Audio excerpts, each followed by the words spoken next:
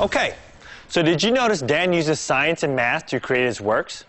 His understanding of form, light, shadow, and space are what makes his sculpture so unique. Let's find out more about these magnificent solar eclipses.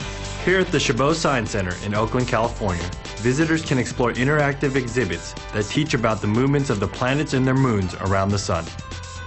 The movement of the Earth and Moon creates the most powerful display of form, light, shadow, and space in our world, a total solar eclipse. As a total eclipse begins, the moon's shadow approaches from the west. The chill and the sweep of the moon's shadow rushes across the landscape at over 1,600 kilometers per hour. Totality is a phase of the eclipse when the light from the sun is completely blocked from view. The darkness of totality resembles evening twilight affecting living things. The sky near the horizon still appears bright, but sunlight seems gray and weak. The solar eclipse is an amazing sight. But to understand what an eclipse really is, we need to talk to a NASA scientist. But before we do that, here are some questions that your students might want to think about. Why do eclipses occur?